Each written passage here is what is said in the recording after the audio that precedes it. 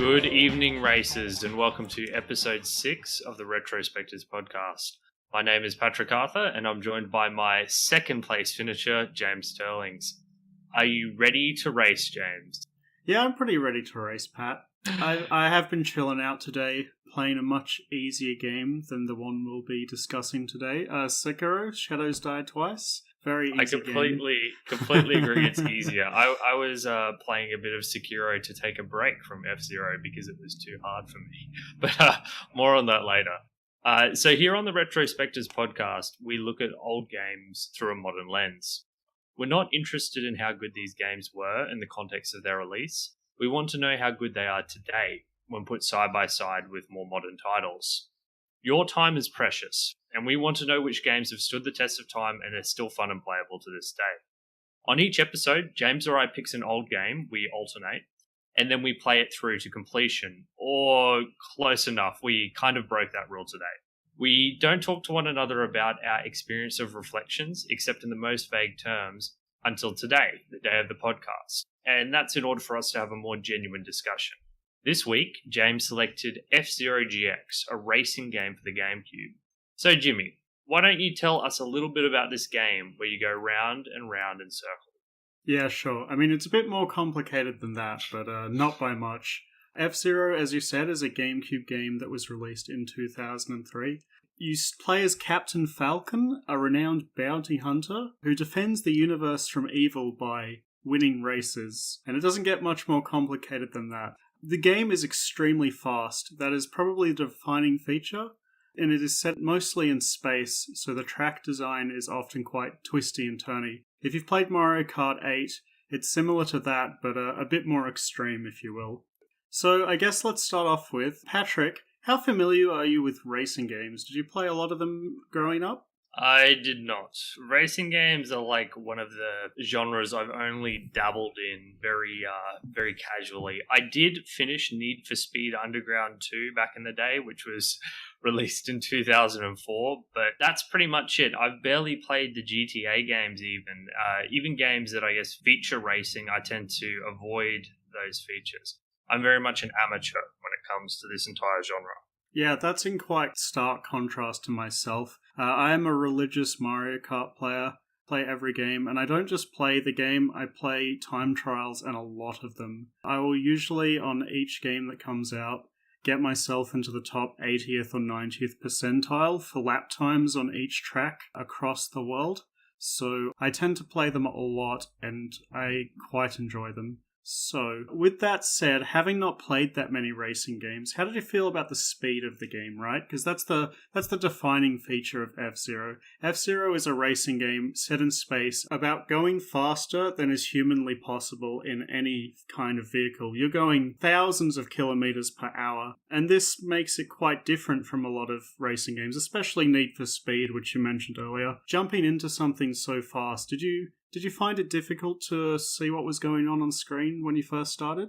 So there's a couple of different levels to it. Your base speed as you go around is displayed on screen as being something like 1,000 or 1,100 kilometers an hour, and I don't quite believe that. I don't think you're actually going that much faster than in a regular racing game, at least from my limited experience. And part of that is the fact that the tracks are wider and longer. So the illusion, it's kind of an illusion that you're going that fast. However, there are two ways to go even faster. There are boost pads, which are scattered over the tracks, where if you run over them, you get a big increase in speed. And you also have your own personal booster that gets refilled by track pads that are also around the racetrack, usually 2 per track. And when I started using my personal booster and using the boost pads that are located on the tracks, it became very, very fast for me. Faster than I could handle at first, which is, I'm sure, something most people go through. Yeah, absolutely. I actually completely agree with your assessment that the game, and I think it does a very good job of this, but it does create more of an illusion of speed than actual speed. A lot of this comes from the track texturing, I believe. Most of the racetracks have lots of little marks and nicks and lines constantly all over the track. Like every couple of millimeters, there's a line across it. And so, because there are so many, when you're going across them, it looks like they're speeding past you and that you're going, 1,000,000 miles an hour across it. There's lots of black and yellow arrows everywhere that accomplish the same thing. And generally, the tracks have been elongated so that, even if you are going a bit faster, the tracks are longer to compensate. So overall, it's not like you're weaving in and around the track constantly. There's a lot of straight and narrow sections in the level design, but I think it does a quite good job of tricking the player at least into thinking they're going 1,000,000 miles an hour. The numbers on the speed dial are super inflated to kind of match with this as well. And that being said, it's not that you're not going extremely quickly, because when you start boosting, you are. It's just that you're not going perhaps as quickly as the speedometer might suggest. Yeah, absolutely. And this kind of not so fast gameplay is also helped by the earliest levels in the game, which generally are, just big narrow straights and maybe one or two turns. They kind of ease you into the gameplay, I believe. Did you find that was the case, or did you think it was difficult from the get-go? So we're talking about the Grand Prix, right? When you say eased into the gameplay, right? Yeah. Because Grand Prix are very different from the story mode of this game. Yeah, so the gameplay structure, I guess the kind of meta structure of the game is such that you buy story missions from the shop. You unlock the first one when you begin the game, and then you need to buy them with currency that you earn from doing Grand Prix, which are, sets of 5 tracks put together. So the basic loop is you do a story mission, then you go back and you grind some money in Grand Prix, buy the next mission, and rinse and repeat until you finish the story missions. That's not actually how it works in practice. What happens in practice is you finish 1 story mission, or 2 if you're very lucky, then you do Grand Prix until you finish the Grand Prix. Is that how you played the game? It is, because I found the story missions basically impossible. At least, even the second one I found basically impossible. I finished 3 Grand Prix before I finished even the second mission. And then I went back to the second mission and got stuck on the third mission. What you're saying is basically that you were procrastinating doing the story by playing a different part of the game, right? I think, I was completely stuck and frustrated, so I went to the content which I felt I could actually accomplish. And did you accomplish it much easier than the story mode? How did you feel about the Grand Prix themselves? So I started all the way on novice difficulty. There are 4 difficulties available for each Grand Prix, with the top one being locked until you complete the hardest one, expert. And I started all the way on novice, so I'm basically easy mode. And I think that the experience of completing each Grand Prix sequentially was actually pretty reasonable and not too hard. I will say that when it got to the 3rd Grand Prix, I started to have serious troubles.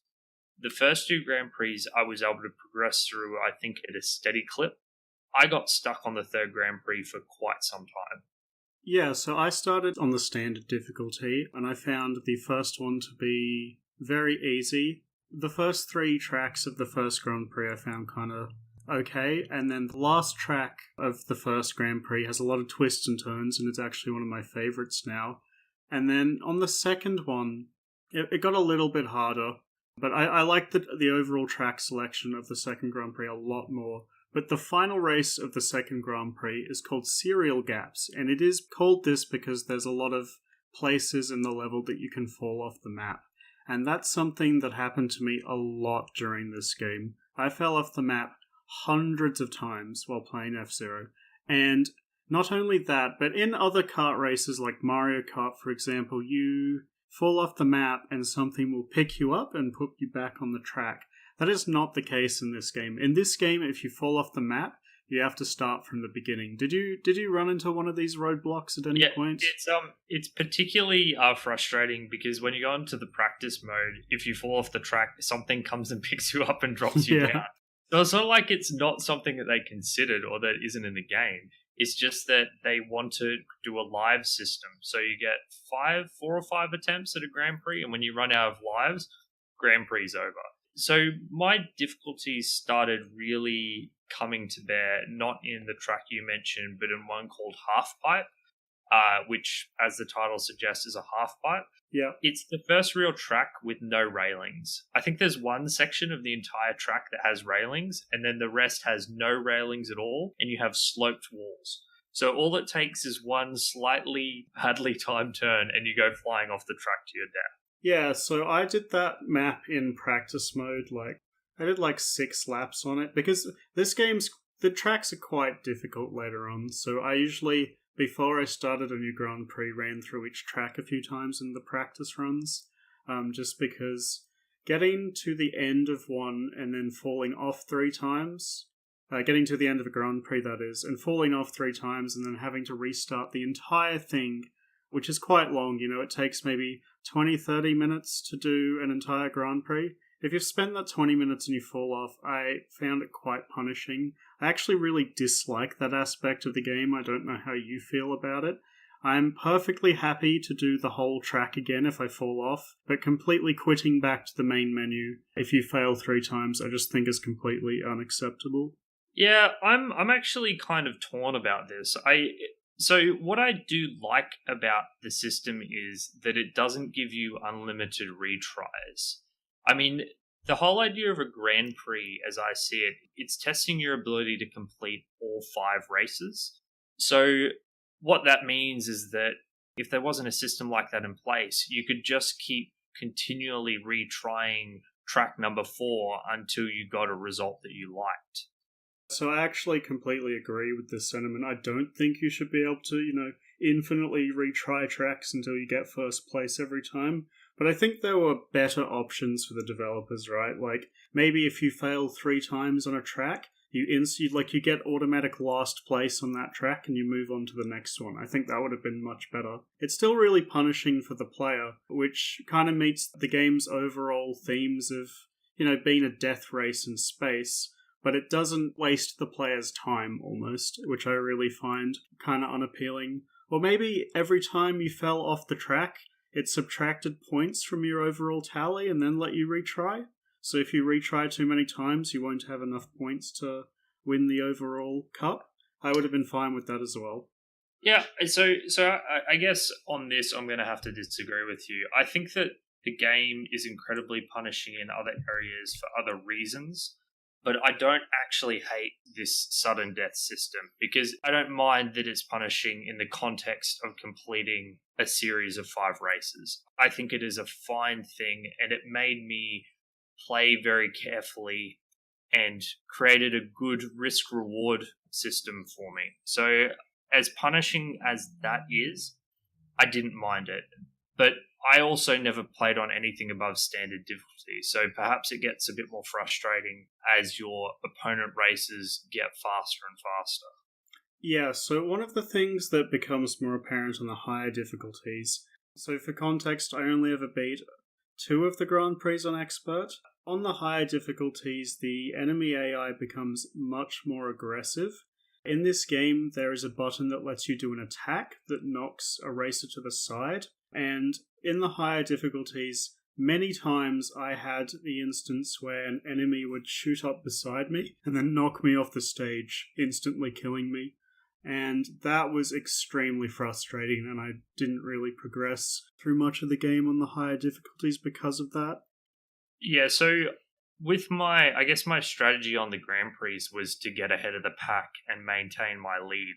And I hated the initial scramble because I found that doing attacks of your own were often detrimental, even for the 1 or 2 times they succeeded. So that initial scramble when there's races all on all sides of you, I would get knocked off and die. But I found that once I got ahead of the pack, I was fine. And, any deaths from that point onwards, I felt I owned them and they were my mistakes that I made.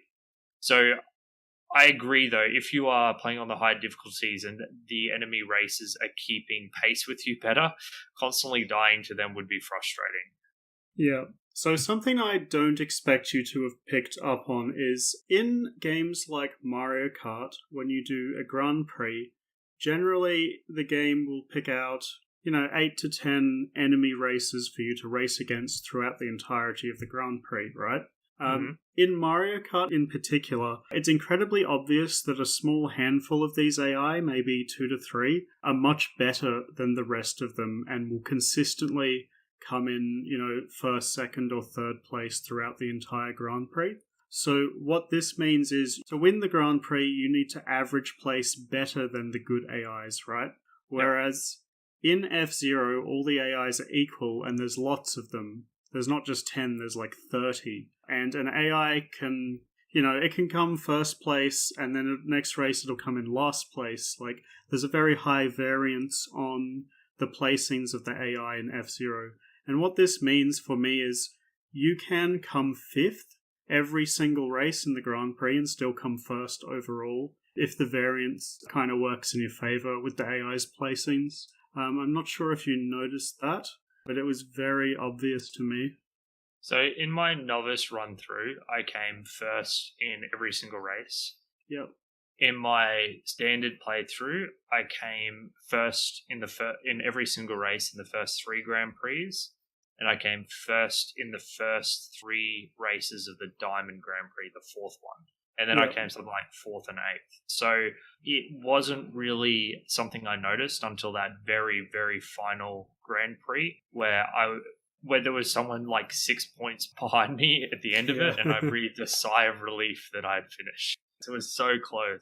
Yeah, one of my big strategies, especially on the later Grand Prix, was do as well as I could on the maps where you weren't at risk of falling off, and then on the maps where you were at risk of falling off, just finish the level.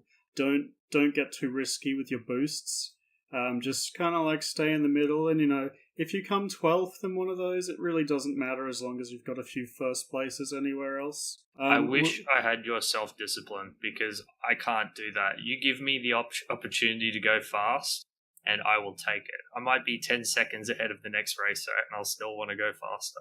I've got a funny story for you. I've played this game before once in my life for maybe an hour at a friend's house, and the only thing I remember from that session is being told that if you can't hear the warning sirens going off in the background, you're playing the game wrong. So, in this game, you have a personal boost, which is tied to your health bar, and every time you boost your ship, you lose health. And if you're low, there is this siren that plays in the background, like, constantly. And throughout most of the races, as soon as you hit the second lap, which is when your boosts are enabled for the first time, I would have been hearing the siren, like, 90% of the way through the track from there on out. It's super stressful. Yeah, because being low on boost means that if you take damage from another racer or just bounce into the track in an odd angle, you will get wiped out and retired and lose the race. So you want to use most of your booster as fast as possible to be efficient, but you also don't want to die. So you end up having this siren blaring at you non-stop. Yeah, there's also landmines on some of the tracks, which definitely killed me while I was on low health a few times. I don't know if that happened to you or not. I used them for the speed boost that you get on the first track, but apart from that, it was fine. The landmines give you a speed boost? Yeah, they give you a minor speed boost. It's not really useful once your personal booster becomes online on the second lap onwards, but I ran into a couple on purpose on the first lap. Man, I didn't know that at all. I was just avoiding them completely. Yeah, they're things you learn from watching speedruns, right? Watching speedruns, Patrick, that's cheating. It's not.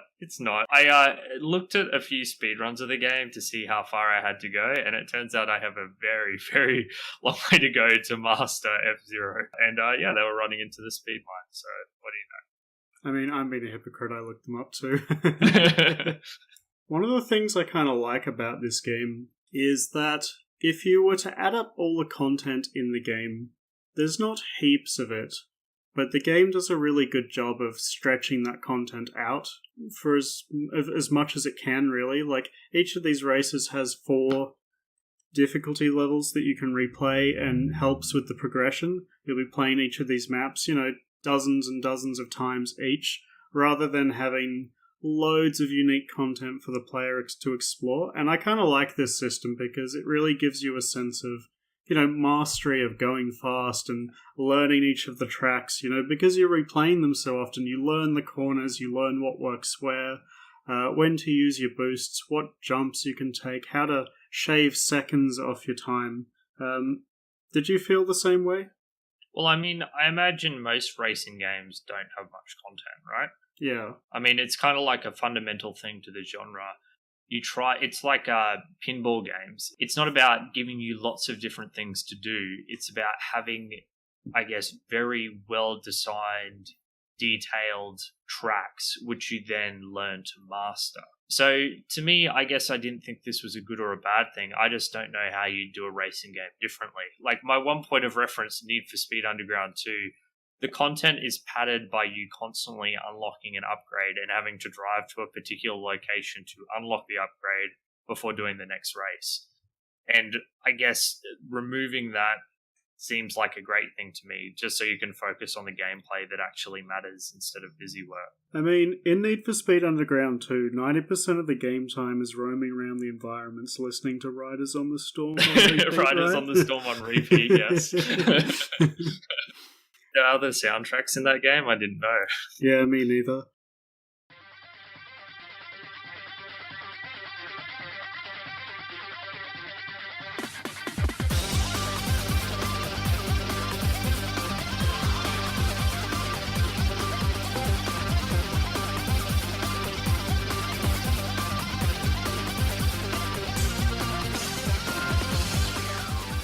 Speaking of sound, let's talk about that, because I really like the soundtrack of this game. I think it does a very good job of, matching the pace of the game. Every track is really energetic and upbeat. They usually start off kind of down to earth, but then what I noticed was most of the tracks are actually timed in such a way that once you hit the second lap, it goes into full swing and you have all these instruments coming in and it starts going really crazy. I really loved it. So I don't actually know for sure, but I swear that when I hit the third lap, it was like an additional layer of sound was being added. So I'm not even sure if they've just been timed well. It might be that crossing the finish line creates a trigger that adds an additional layer of sound. Yeah, but I suspected that, and I tested it myself, and I just sat at the start line with the game paused. And the soundtrack hits each of the spots without me moving. So I suspect that what really happens is it jumps to a particular point in the sound. But maybe they already have they could have a second copy of because I did feel that was possible, so I went and checked. But it does a really good job of, as the game gets more tense, the soundtrack gets more tense as well.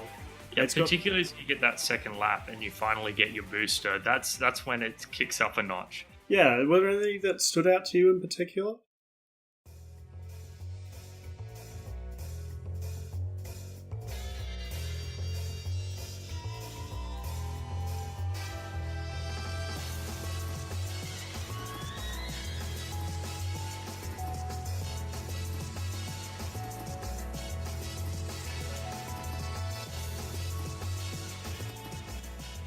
So my favourite track from the whole game was definitely the track that plays on the casino levels. Yeah. It's more jazzy and a little bit more, not laid back, but it's a little bit more relaxed in a game that is constantly blaring noise at you.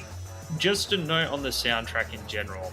I didn't hate it, but I didn't love it either. I think that it accomplishes what it's trying to do very well, which is to get you hyped up and engaged, but I found it a little too much at times. The constant blaring nature of it, the fact that you can't pause for breath at any time. And I felt that casino track was a little bit of an exception. Yeah, it was also the track that was playing on that particular story mission that you loved so much, isn't that right? Yes, it was. I fell in love with the track from the third Grand Prix when you go to the casino track on that third Grand Prix. Yeah, the one with the splits in the track.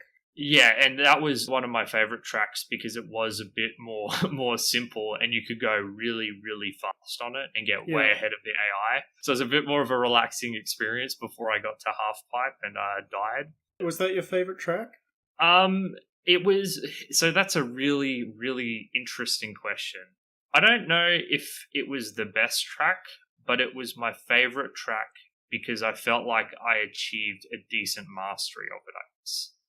So it's not super creative, unlike a lot of the other tracks. But yeah, if I had to ring one off of the top of my head that I enjoyed playing the most, it was that track. Yeah, so I generally found that the tracks that I initially struggled on became, like, at the time of first playing them, I was telling myself, I hate this so much, like, I hate this track, I never want to do it again. And now when I think back at them, I eventually mastered those tracks and I love them now. The one I mentioned earlier, Serial Gaps, where you can fall off constantly, I love that track. There is stuff about that track I had no idea about when I first ran. There's jumps where you can skip entire sections, places to drift that I didn't realize. Just all that kind of stuff that now, when I came back to it after playing for a while, made me realize, wow, I actually really like this. But my favorite overall track is actually called Ordeal. It's the final track of the Emerald Cup. And it is an ordeal. Is it? Did you not like it? I struggled a lot with that one, the final one. There's a lot of these hairpin turns you have to make and tight gaps you need to squeeze through. And I wasn't really using the hairpin turns at that point. I was kind of muddling my way through without them. And that track forced me to learn how to use them.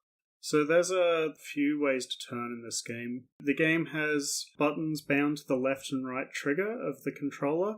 On certain ships, because there's a whole bunch of different spaceships that you can buy, and they have different properties and control differently.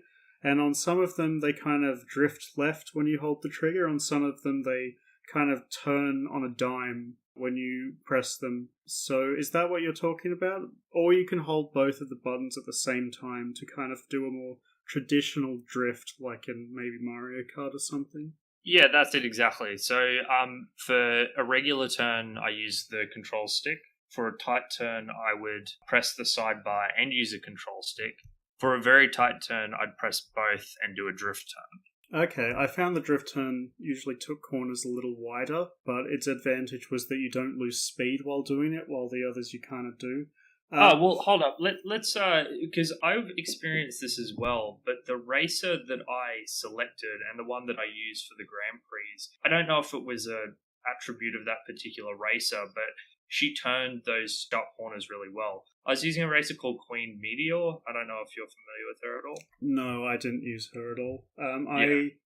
I only spent a bit of money on unlocking new races because I didn't want to have to grind heaps to then unlock the story as well. I started off using one of the default races, Pico, who his attributes are he has a very strong boost, which I really liked because, I was just constantly on that boost button. And his ship is very durable. And when I started playing this game, I was crashing into walls a lot, so I was kind of using that as a crutch a bit.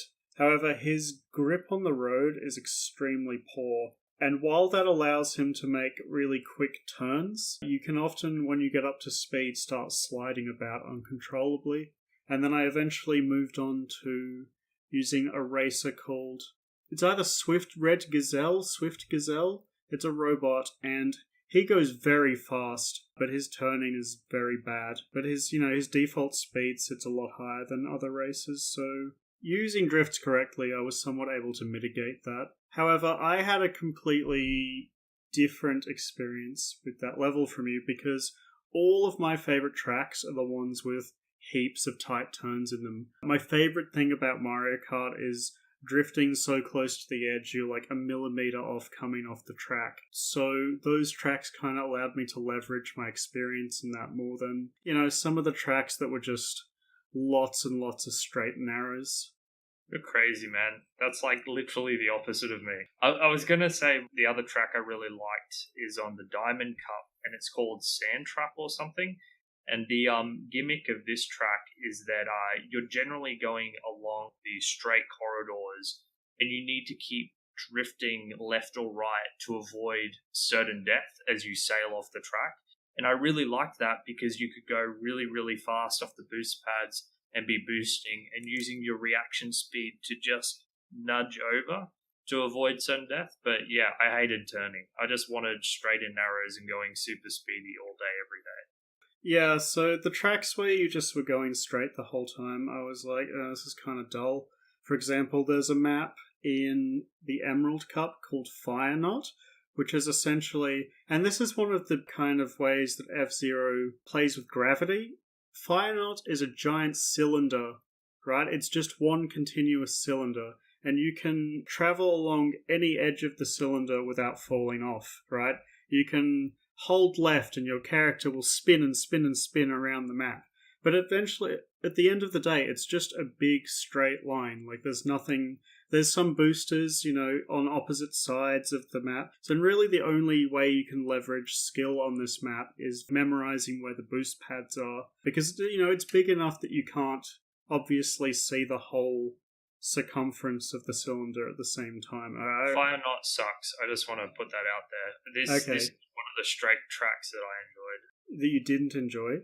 I hated it. I disliked how you couldn't really see where the boosters were. Yeah, like you said, you kind of stumble into them by dumb luck, or you memorize them. And I didn't like how it was difficult to see what part of the track was coming up next. Your view was often obfuscated by the track, by the cylinder blocking your view of what was coming next. So yeah, didn't like that one at all. Yeah, it's very style over substance. I will say I enjoyed the music, and the actual environments outside of the track you're racing on are really cool. Like, these big lakes of lava and these industrial pillars rising up out of the lava and spewing fire everywhere. It was really cool. I just wish the track wasn't boring. There's another track that takes place in that setting called Undulation, and that map was a lot better for me. It's still a lot of straights, but you're going up and down a lot, and there's a bunch of jump pads around the level that, you can get a bit of extra oomph out of them if you play it correctly. The aesthetics of the tracks are, to me, one of the standout features of this game. Yes. The tracks are all works of art. Like, so much work and care has been put into building these tracks, and they all look fantastic. A triple plus. I also think that it has a gameplay plus as well, because the rapidly changing scenery and the detailed scenery adds as visual cues for what's coming up next. It's not just a bland track. In a way, they're subconscious landmarks for you. And they also add to that sense of speed as it's all zipping past your vision. So, yeah, I love the aesthetics. I'm a bit lower on the music, but the general look of the tracks are the best characters in this game. Yeah, the tracks look phenomenal. And I think a big thing about this is that because you're going so fast through the tracks, even if the game, ages 10, 20 years, you're not going to notice if there's maybe a dodgy texture here and there on the track, because you're speeding past it so fast you can't tell, right? Yeah, so I will say that as good as the tracks look, the dodgy textures definitely stand out when you look at the races. Yeah, character models. The cars or the characters. I think they both look pretty poor and low resolution, and honestly not as distinct as I would hope. Yeah, the races and the character models in particular have not aged well. The ships, however, I think, by their nature, ships aren't a very high polygon object. They use a lot of straight panels and that kind of thing. So I think they get away on the modeling side, quite well still. Although, some of the details on the ship are a bit low-res these days. Honestly, a lot of the ships looked very similar to me. Maybe you're more familiar with the characters, and yes, I could vaguely recognize, that's Black Bull or Black Titan or whoever it is ship. But on the whole, I thought that the ships didn't look nearly as distinct as they could be. Yeah, I think they look fairly distant. Black Bull has this big cockpit on the top of his ship. And yeah, he does. Yeah, he does. One of them actually looks like an F1 jet with the wings cut off. I thought that was really funny. The final boss of the game has a pretty distinct looking ship as well. But yeah, the tracks are definitely the best parts. Graphically, I think stuff like the menus hold up perfectly fine. But yeah, the character models and the ships are a bit dated now. But it's definitely not a deal breaker as they're such a small part of the game. The menus are a little... I got a little frustrated at this at first. The whole process of having to purchase story missions really annoyed the crap out of me, because you have to go through about 6 different menus in order to unlock a story mission. So it's it's unfriendly in that sense, but it turns out you unlock story missions so slowly it matters less than I thought it would. Yeah, absolutely. And then in this game, you can buy custom parts and you can actually make your own ship. And I think that if you're spending your credits on pre-packaged ships and custom parts and the story missions and all the other stuff, then that could probably get really annoying. But I do like how there's a lot of content there in the shop. Yeah, I could take it or leave it. The whole custom racer thing I didn't really get into because it seemed like so much fiddling around with menus and changing things and testing them when I could just pick a racer who I knew was a good racer. Did you investigate that whole thing very much? No, I didn't. I spent most of my time in the game in the Grand Prix and the story. Although that's a good point. One of the things I wanted to bring up was that for our format with the show, we have a limited amount of time. And for us, the goals for this podcast were to finish the story and to finish the first 4 out of 5 Grand Prix, because the 5th Grand Prix is actually quite difficult to unlock. You have to finish the other 4 on the Master to do so. And, you know, a racing game like this isn't generally something I would play for long stretches at a time over 2 weeks. I would play it in short bursts. You know, I'd play it for a few hours once every few weeks for a number of months until I'd mastered everything. So in that context, I think I would usually engage with content like that a lot more, like the custom ships, but because I wanted to focus on the really important stuff, I just kind of, brushed that to the side. Me too, yeah. Alright, so we've been alluding to this a bit throughout the show, but we've kind of been, skirting around this issue as much as we can, because this is going to take quite a bit of time to talk about, and that's the story mode of this game. So before we go on, full spoiler warning ahead, we'll be talking about, everything to do with it, so, maybe you want to skip ahead if that's something you don't want, but the story in this game isn't super important, if that's any consolation. The actual cutscenes of the game, Patrick, I found to be very fillery. There wasn't really anything there at all. They go for about 15 seconds each, and they usually show this really cheesy cutscene of this almost caped crusader style racer walking through a bar and something crazy happens to him. How did you feel about those? I mean, the story was terrible. As far as I'm concerned, the Grand Prix is a real game, and the story mode is some sort of cruel joke played on 13-year-olds when they picked this game up for the first time. If you talk about like the actual cutscenes and what happens in the story, yeah, it's just a bunch of random things that happen to justify various racing scenarios. I actually kind of liked the cheesiness of the story. It wasn't as good as the cheesiness from Red Alert 2 when we played it last fortnight, but, there was a couple of scenes that were pretty funny. With Red Alert 2, at least they put a bit more effort into the voice acting and the presentation. I felt this was very lazy. The voice acting is terrible. What they're saying doesn't match the characters' faces. I don't even know if their lips are moving. And the general events of the story are very Saturday morning cartoony in that they don't really make much sense and you don't really expect them to make much sense. It's just a bunch of excuses to string these story challenges together. Yeah, the villain is called Black Shadow, and he's this huge hulking man in black tight lycra with these huge devil horns, looking very menacing, and, it's very cheesy, and I kind of appreciate that.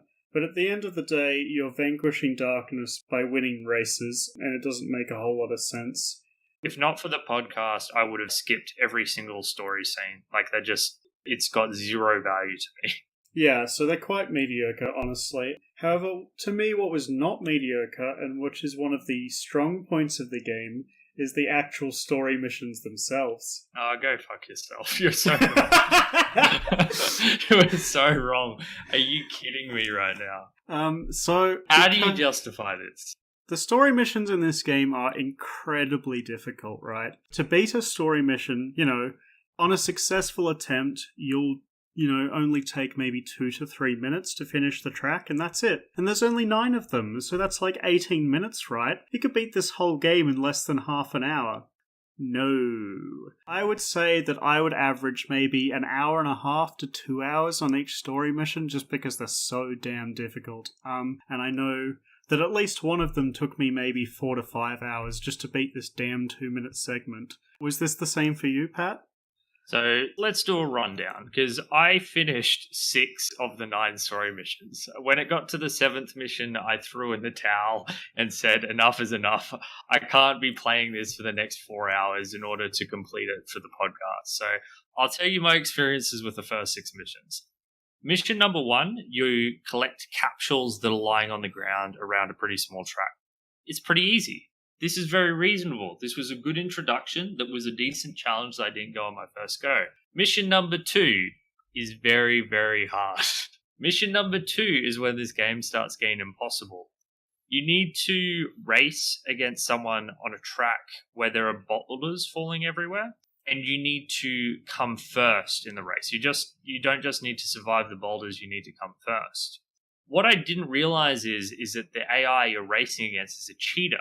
And every time you get ahead of him, he boosts ahead of you. So you need to use a particularly funky strategy of not boosting at all until the last 500 meters in order to win.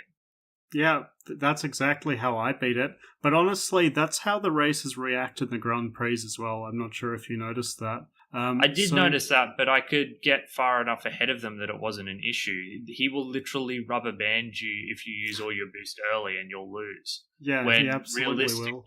You should be able to use your boost anywhere on that track to maximize your speed. Yeah, he basically has infinite boosts, and he'll just scumbag you until the end of time, until you work out that you have to be, you got to beat him at his own game, right, to beat this. Although, because the races in the Grand Prix also react similarly, it kind of feeds into my general philosophy about the story mode is that every single one of the story missions is designed to teach you something new about the game. Not through holding your hand, but by drilling it into you like a sergeant at a military training facility. You're going to be... But what it's teaching you is completely the wrong thing. I mean, in the Grand Prix, you want to use your boosters frequently and early in order to recharge them later. You don't want to hold on to your boost for an entire track and use it at the end. If it's trying to teach you a lesson, it's teaching you the completely wrong one. No, I wouldn't say that. Maybe that mission's a bad example. Generally, if you're coming, first in, the higher difficulties of the Grand Prix, you're going to get boosted in front of when you're winning quite a lot. So I actually employed that a fair bit later on the difficulties. It wasn't very useful and standard. Mission 3 of the story, however, introduces you to jump pads, which, when you hit them while you're racing over them, shoot you up into the air, and often allow you to bypass, little segments of the track and gain an advantage on your opponent. And when I was doing the Grand Prix, I often found these on the tracks, and then upon touching these jump pads would just die instantly. And it wasn't until I did Mission 3 that requires you to use a lot of jump pads to cut a lot of corners to beat the AI that I started using them to their full potential. And I felt this way about almost every story mission. And going back to what I was saying about the metagame loop of going from the Grand Prix to the story missions, I found that in my play experience, every single time I finished a story mission, I came back to the Grand Prix with a new perspective and was able to, shave that much extra time off each track, with these little things that I learned from the story. So that mission 3, took me, 2 to 3 hours to beat because each jump pad actually has a lot of nuance to it, right? It's not Mario Kart where you hit it and you go up and down. In F-Zero, the angle of your ship in midair matters a lot, and I just did not grasp that for the first, 20 to 30 minutes of playing those tracks. And not only that, but the angle at which you land your ship matters a whole lot too. You can gain or lose a lot of speed based on that angle. So you'll hit the ramp and you'll fly up into the air, and then you immediately want to angle your nose down to the ground to boost downwards with the force of gravity, which can gain you a significant amount of speed. But if you then just hurtle nose first into the ground, you're gonna lose it all and probably be slower than what you started at. So I hadn't realized that during my experience in the Grand Prix, which was why it was causing me to die.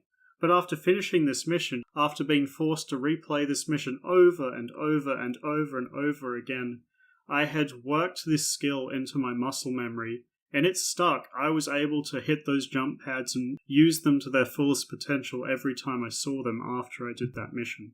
So I basically think that that's absurd. And I think that that's just because I had a very different play experience too. Because when I got to the third mission, I lost and I lost and I lost. And I realized that if I didn't do it literally perfectly or near perfectly, because obviously I'm never going to reach perfection, if I didn't do it near perfectly, that I'd lose the race. And so I just stopped playing it. I stopped doing that race because demanding perfection on mission 3 in this incredibly difficult race to me was fundamentally unreasonable. So I stopped playing the story mode.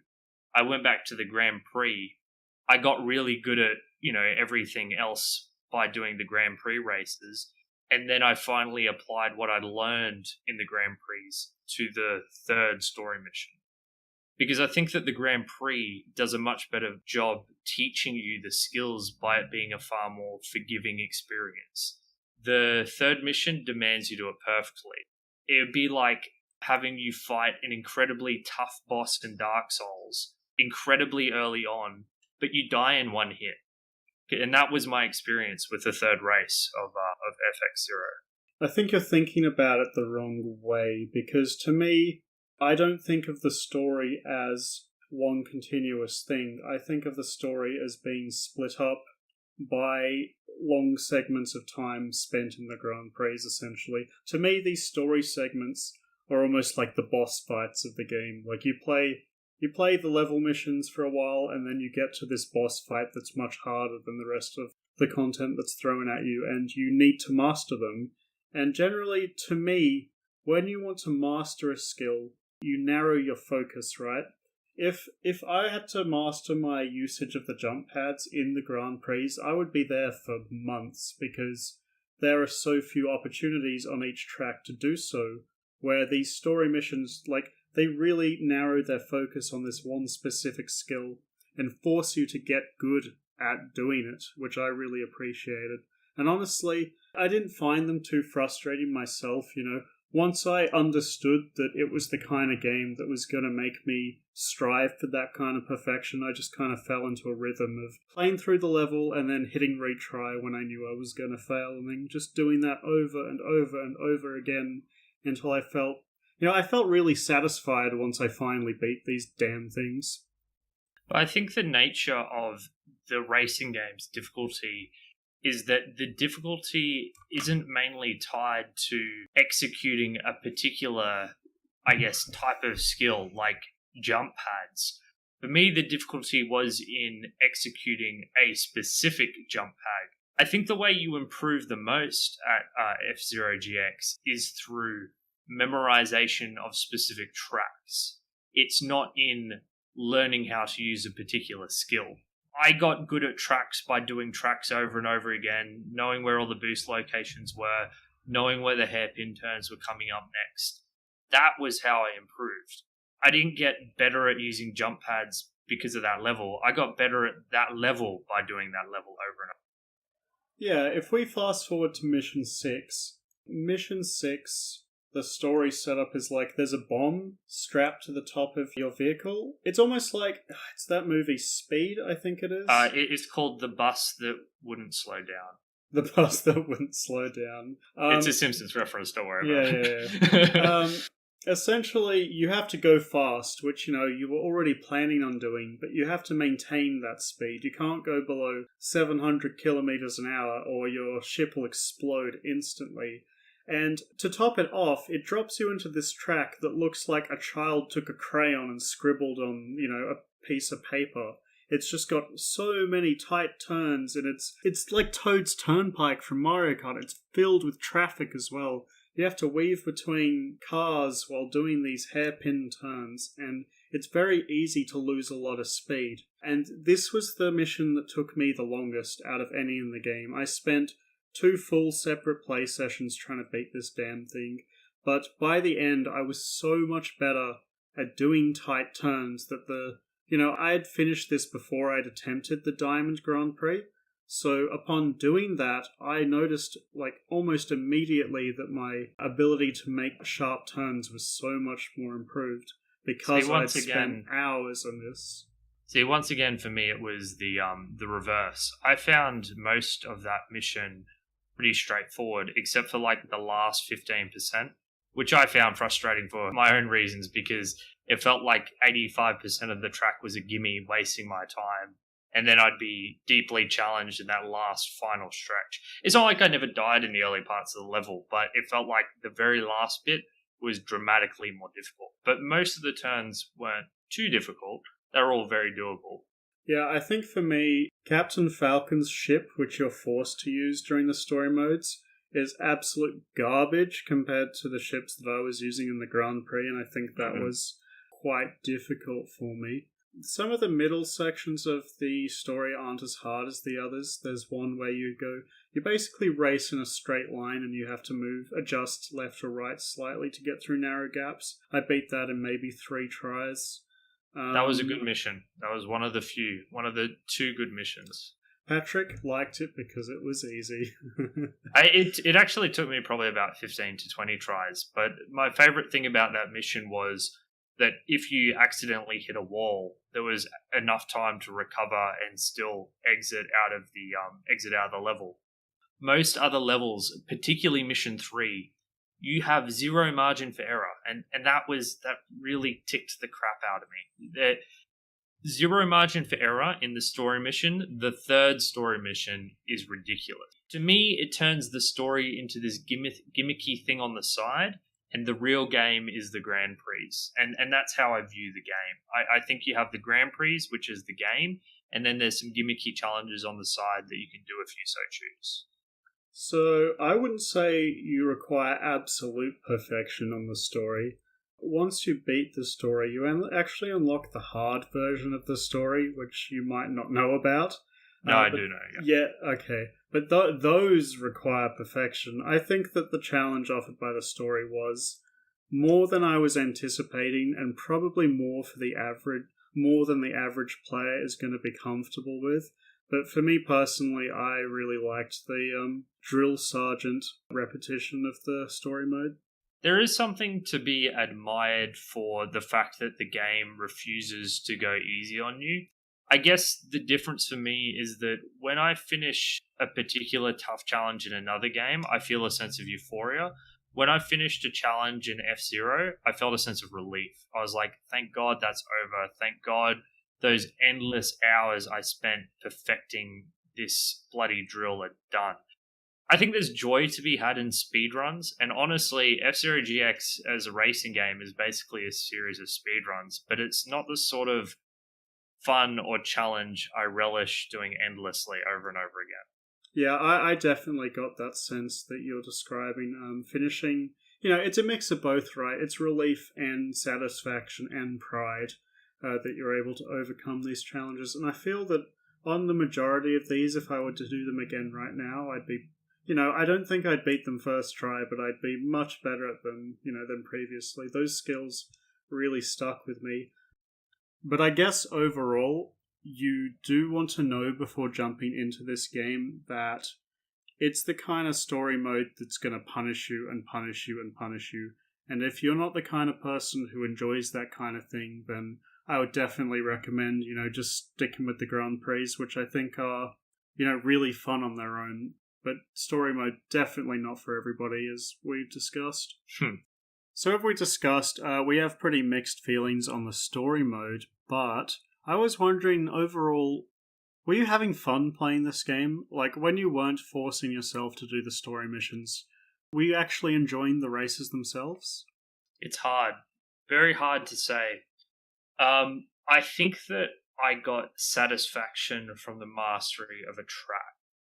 Was that fun? I don't believe so. This isn't the kind of game that I would play if not for the podcast. It's about mastering something very specific and doing it extremely well. And the truth is, when it comes to games like that, I'd rather play a multiplayer version of them, like, for example, Counter-Strike. Counter-Strike is a very, on the face of it, simplistic game. It's very arcade-like. But the thing about that game is that you're kind of like comparing yourself to your peers, to other players, and you're improving by playing better against those players. And I find that a lot more fun.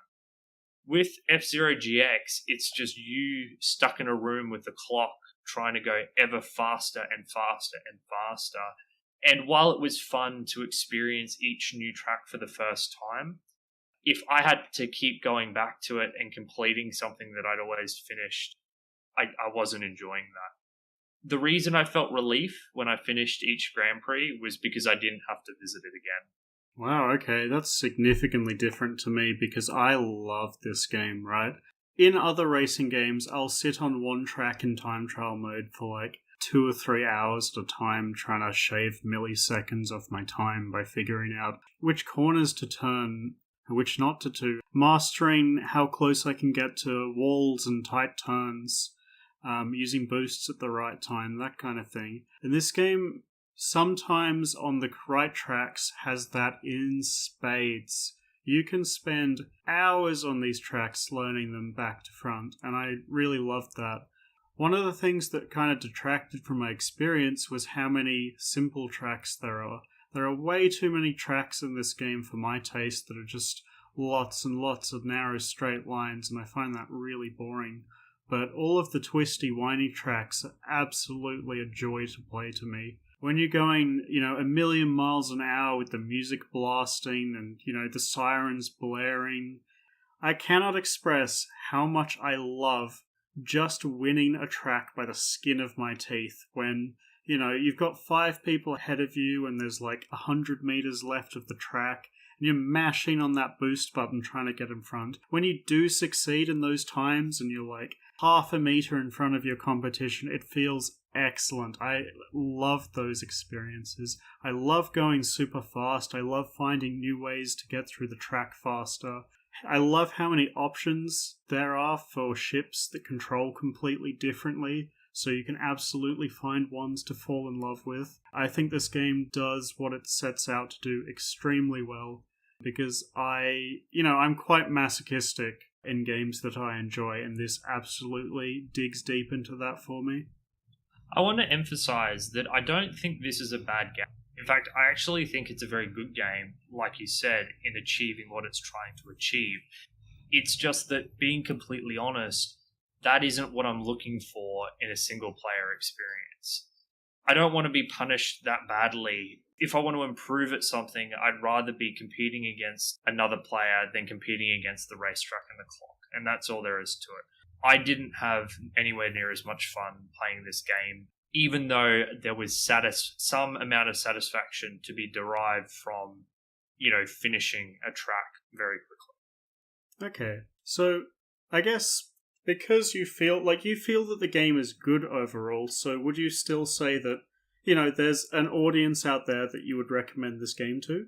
I think when it comes to recommendations, in the past few episodes, I've maybe not been completely as honest as I should be. And in particular, I think that was true with the Banjo-Kazooie episode. And I think the question I need to be asking myself is, would I, if not for the podcast, would I play this game if given the opportunity? And I think with Banjo-Kazooie, the answer is no. And I think with F-Zero GX, the answer is no as well.